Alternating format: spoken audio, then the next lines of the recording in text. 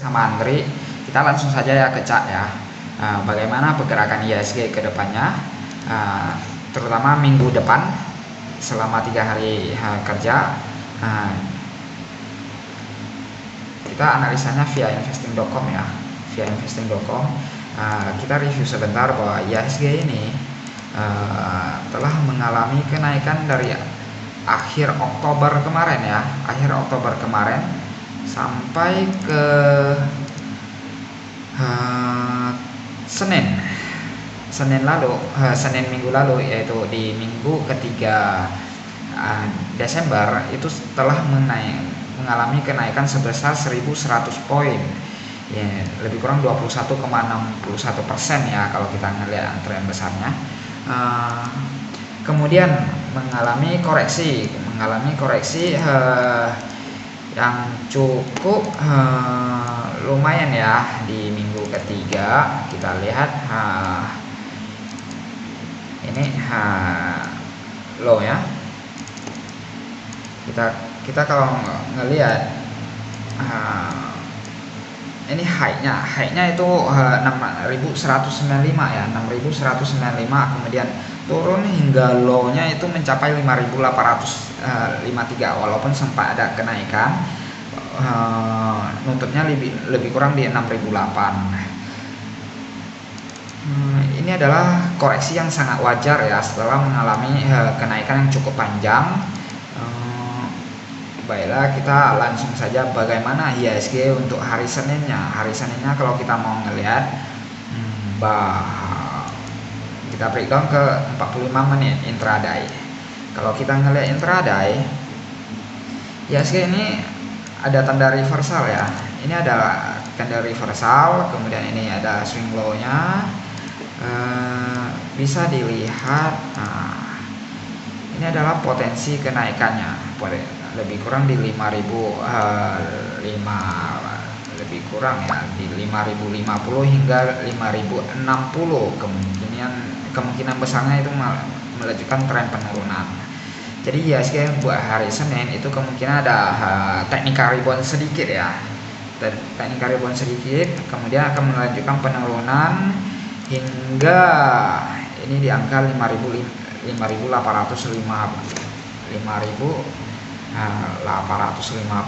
Kemungkinan angka penutupan IHSG di akhir tahun adalah segini, karena ini adalah gap ya. Ini ada gap yang mesti ditutup. Range-nya itu lebih kurang 5850 hingga ini berapa ini, 5823 ya, 5823. Kita buat angkanya 5823. Jadi buat minggu depan itu masih akan cenderung koreksi. Baiklah, kita analisa lebih kompleks lagi. Buat daily-nya itu stochastiknya itu masih cenderung turun ya, belum oversold dan masih melanjutkan penurunan. Kita lihat weekly-nya. Weekly buat IHSG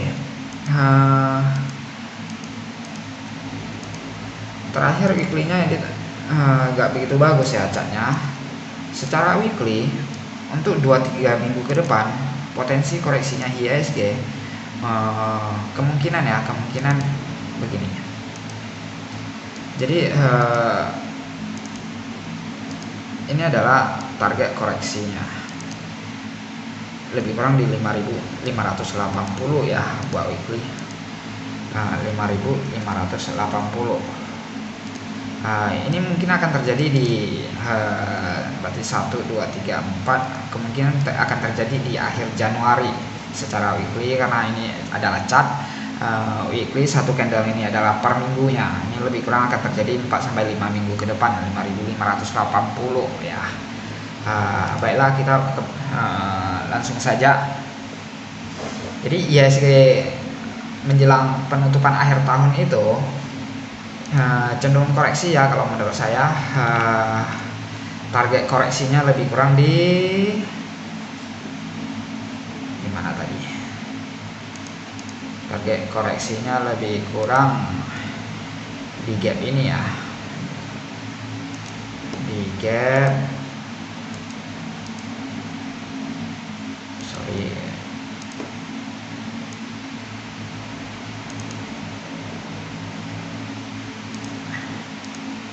ini target koreksinya untuk IHSG 5823 hingga 58, nah 5823 hingga 5850. Nah, buat sampai minggu depan. Baiklah, kita langsung saja masuk ke saham-saham potensi ya. Saham-saham potensi, kita lihat dulu BRI. BRI sebenarnya ini udah capai ya level koreksinya buat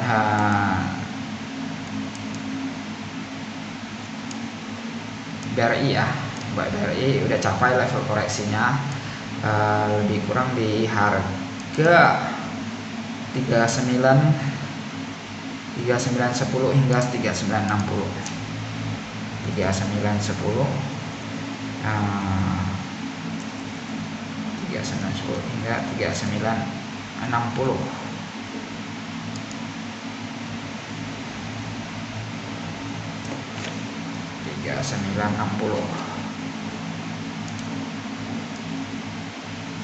Oke, kita breakdown ke intraday-nya sekuat apa dari ini bisa koreksi. Kemungkinan hal yang akan terjadi ini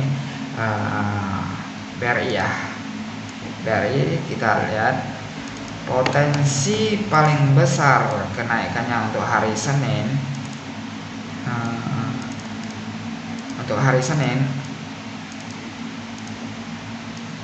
lebih kurang di 4240, 4250. Ini boleh dijadikan level buat take profit yang buat ada barang BRI ya.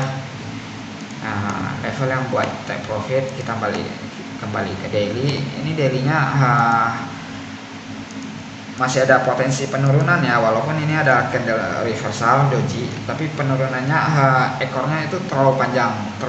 Kemungkinan besoknya kemungkinan kejadiannya seperti ini ya, 4250 kemudian balik lagi. Ini akan menguji kembali di area sini lebih kurang di 3910 sampai hingga 3960. Ini adalah resistennya. Resistennya lebih kurang di 4230, 4230 hingga 4250. Ini lebih kurang roadmapnya BRI, jadi cukup jelas ya. Ini gap ini juga bakalan ditutup 3680 hingga 3760. Ini gap juga bakalan ditutup. Ini kalau kita lihat roadmapnya IHSG yang bakalan turun 4 sampai 5 minggu ke depan, artinya BRI ini juga bakalan tutup ya, bakalan tutup gap bawah juga. Next, kita bahas selain BRI ada Pegas.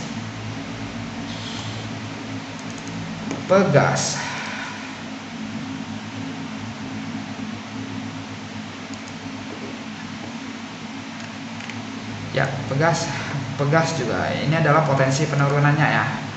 Walaupun Pegas lagi banyak berita positifnya ya. Ini adalah target penurunan Pegas. Jadi strateginya buat Pegas jauh lebih enak dijadikan buy on weakness. Berapa area buy-nya? Area buy-nya sekitar daerah sini. Berarti lebih kurang 1520 hingga 1570. 1520 hingga 1570. Ini adalah area buy Pegas. Cut loss-nya di mana? Cut loss-nya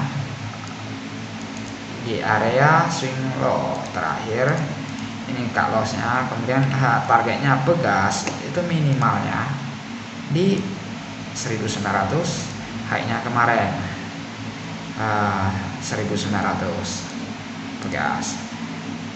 Target rasionalnya apabila dia nge-break lagi, kemungkinannya akan diuji itu angka 2000 ya buat Pegas. Kita coba lihat weekly-nya Pegas. Weekly-nya cukup jelas ya, itu membuat chart pattern falling wedge. Ini juga jelas, neckline-nya itu lebih kurang di 2045. Jadi target daily-nya itu kemungkinan akan menyentuh angka 2045. Biasanya akan ketemu angka-angka seperti itu kalau kita ngelihat weekly-nya itu falling wedge. Monthly-nya juga kelihatan ya falling wedge ya. Jadi strategi Pegas itu buy on weakness, bow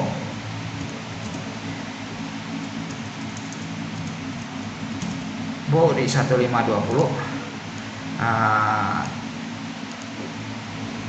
bow di 1250, target maksimumnya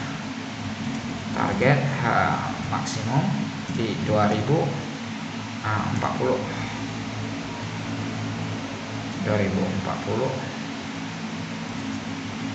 hingga 2050 Mbak Pegas. Ini kita dapat dari angka weekly tadi, pattern falling wedge, and then cut lossnya itu harusnya di swing low sini lebih kurang di 1400. 1400 CL-nya ya,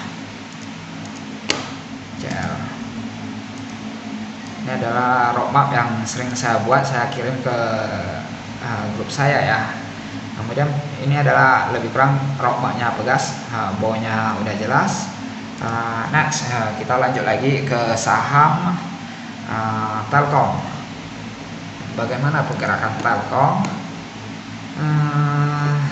Telkom ada bearish divergence ya, angkanya semakin tinggi, sedangkan stochastiknya itu lower low ya, lower low. Saya ambil target Telkom buy on weakness ya, Telkom buy on weakness-nya di harga 3120 hingga 3140, 3120 hingga 3140. Telkom bagaimana targetnya? Target rasionalnya ya di 3480 buat Telkom.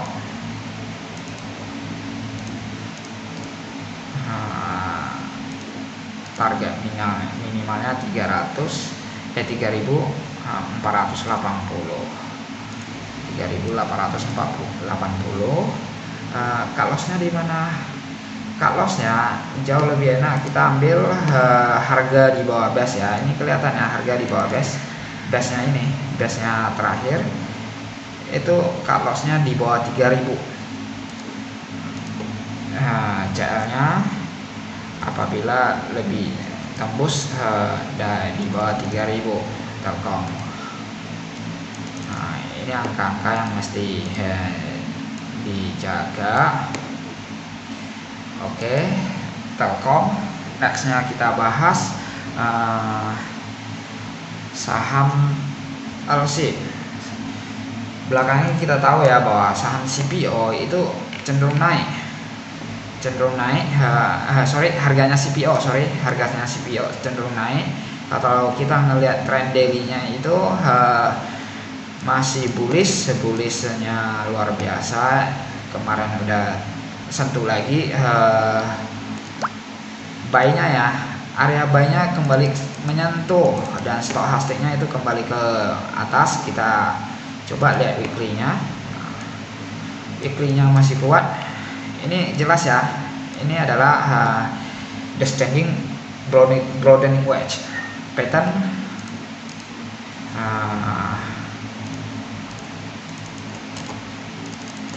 pattern, descending, broadening, wait.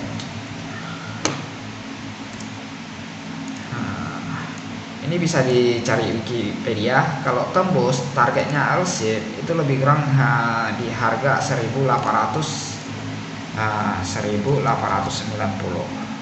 targetnya. Jadi L-shape jauh lebih enak kita nunggu buy on breakout-nya. Breakout-nya di mana? Breakout-nya di 1360. 1360.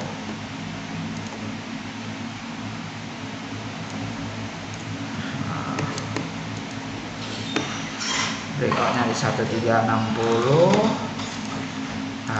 Breakout ya, breakout 1360.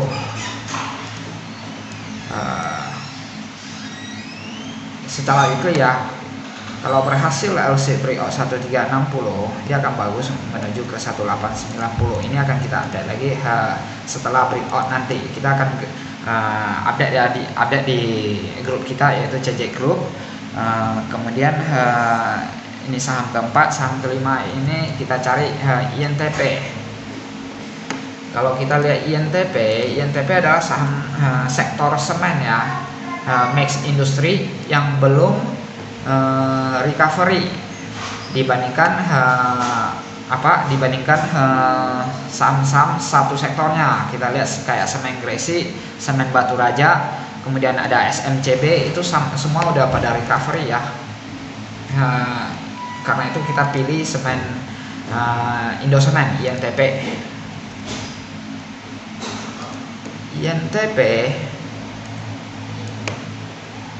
Kita lihat weekly-nya. Weekly-nya juga sama ya, hampir sama dengan catnya L-shape tadi. Ini adalah potensi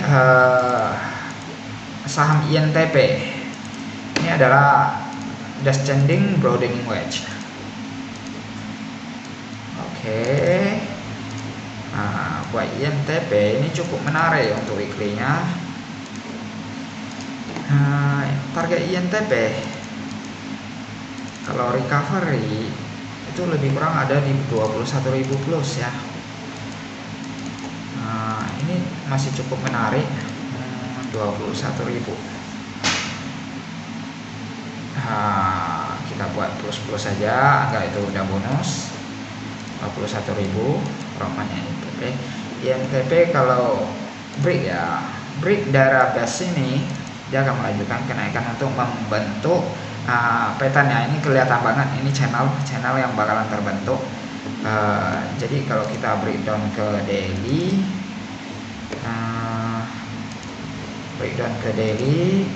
kemungkinan hal yang akan terjadi itu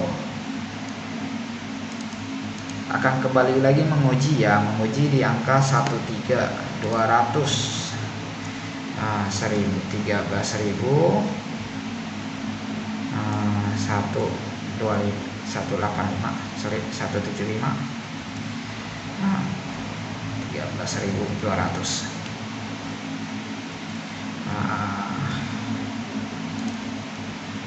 Ini angka krusial ya, dijadikan buat buy on weakness.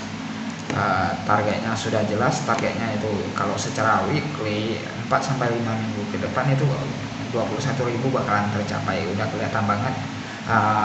Secara weekly kita lihat secara monthly-nya.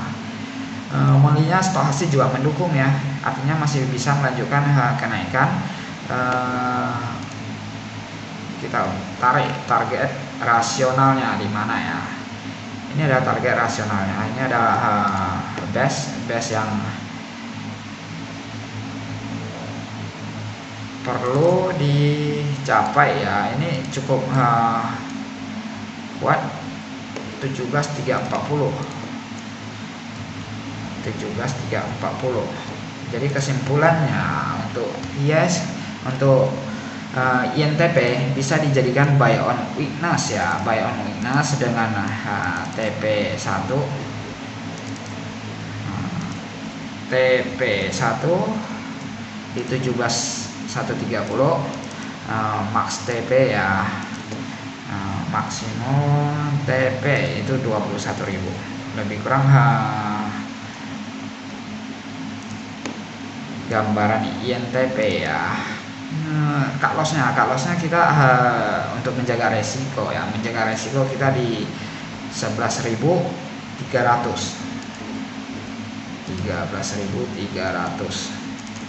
Ini ada level cut loss yang perlu dijaga apabila 13.300. Nah, kenapa 13.300? Ini adalah base. Ini kelihatan ya, dia bentuk base. Biasanya base ini adalah punya demand yang kuat untuk menahan kejatuhan harga gitu. Jikalau dia menembus base ini, berarti sellernya jauh lebih banyak, kemungkinan akan break low-nya ini. Oke. Mungkin itu saja ya, 5 saham sama potensi pergerakan IHSG ke depannya, minggu depannya, menjelang penutupan akhir tahun. Semoga analisa ini bermanfaat buat kita, dan mohon dukungan semua ya. Terima kasih.